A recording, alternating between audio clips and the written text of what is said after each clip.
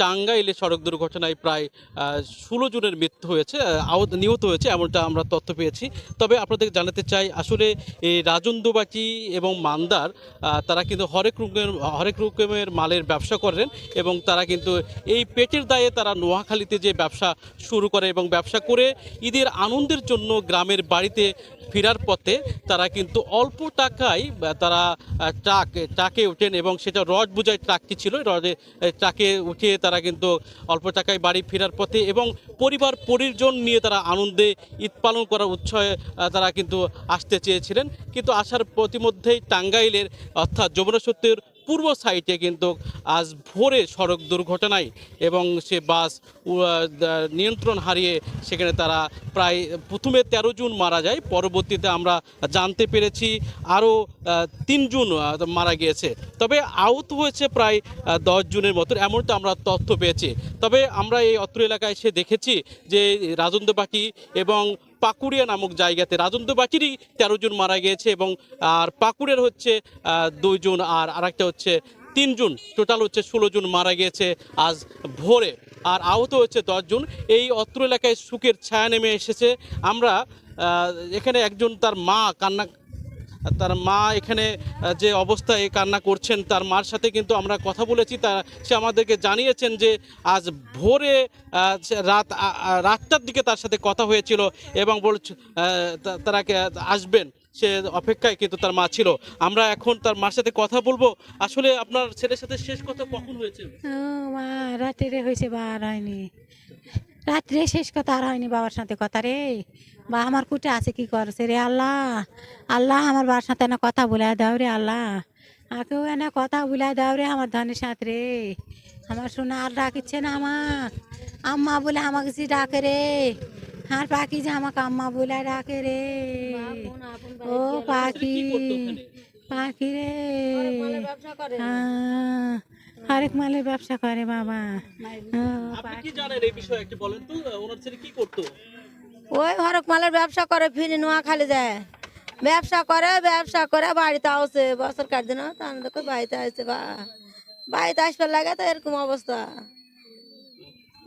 দর্শক আপনারা যেমন শুনেছেন যে তারা বাড়িতে আসার পথে কিন্তু আসলে মূলত কিন্তু এই যে অল্প টাকার বিনিময়ে যারা বাস বিশেষ করে ট্রাক জাতীয় যারা চলাফেরা করেন ট্রাকে এবং ট্রাকে চলে আসেন অল্প টাকার কারণে, তাই সে নিরাপদ বিহীনভাবে মূলত এই টাকার কারণেই কিন্তু আজকে অল্প টাকার কারণে তারা কিন্তু যে আসার পথে সড়ক দুর্ঘটনায় টাঙ্গাইলে মারা যায়। আমরা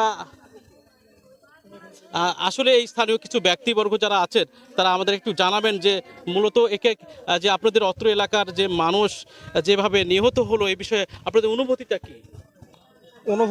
অনুভূতি এমন মানে অনেক সুখ মানে কষ্ট যেটা ভাষায় প্রকাশ করা যাবে না। একই গ্রামে প্রায় ১৩ জনের মতো মৃত্যুবরণ করেছেন। তো সবার বয়সই খুব অল্প, ১৭ থেকে ১৮। এতে আমরা খুব অনেক কষ্টেতে আছি। আসলে তারা কি করতো? তারা ফেরি ব্যবসা করতো হরেক মালের। কোথায়? এটা হচ্ছে ফেনী, নোয়াখালী বিভিন্ন জেলায় ব্যবসা করতো। আসলে ফেরার পথে ঈদ উপভোগ করার জন্য বাড়িতে ফিরবে, এই মুহূর্তে টাঙ্গাইল শুনতেছি অ্যাক্সিডেন্ট। আমরা চাচ্ছি অতি দ্রুত যাতে আমাদের এই লাশগুলা আমাদের কাছে পৌঁছায় দেয়, আর যেগুলো অসুস্থ হয়ে হাসপাতালে আছে তাদেরকে যেন দ্রুত চিকিৎসা নেওয়ার ব্যবস্থা করা হয়। দর্শক আপনারা যেমনটা শুনেছেন যে আসলে এই রাজন্তবাটি এলাকায় কিন্তু শোকের মাতম হয়েছে, এক কথায় শোকের ছায়া নেমে এসেছে সকলের মনে। সকলের কিন্তু একটু সকলের মধ্যে মানে অস্ত্র কান্না করে তারা কথা বলছেন এবং তাদের অনুভূতির কথা জানাচ্ছেন যে আসলে যারা মারা গিয়েছেন তাদের লাশ যেন ভালোভাবে যেন এলাকাতে আসে এমনটা কিন্তু তারা প্রত্যাশা করছেন। তবে আমরা আপনাদেরকে আরেকটা বিষয় জানিয়ে রাখতে চাই যে আসলে অল্প টাকায় এভাবে কোনো ট্রাকে চড়ে যেন যানবাহনে না চড়া হয় এমনটা কিন্তু অনেকে জানিয়েছেন।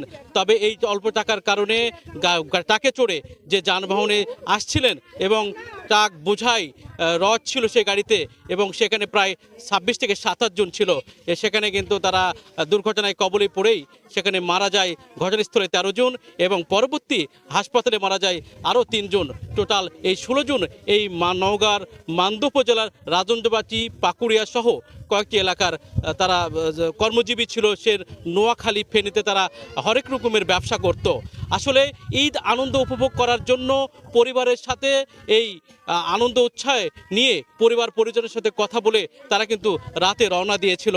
আর সে ফিরা হলো না সে এলাকায়। আর তারা আজ সে আনন্দ ঘন মুহূর্ত আগামী মুসলমানদের সবচেয়ে বড় ধর্মীয় অনুষ্ঠান ঈদ উল আজহা, সেই ঈদ উল আজহা পরিবার পরিজন নিয়ে আনন্দ উৎসাহিত সহিত তারা করত, সে আর করা হলো না।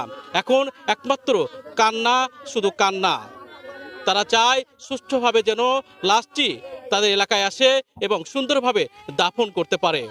আমি আরেকটা বিষয় আপনাদের জানিয়ে রাখতে চাই, অল্প টাকায় যেন কোনো ট্রাকে না চড়ে এইভাবে দুর্ঘটনা কবলে যেন না পড়া হয়। M A Razzak, global television, Naogaon.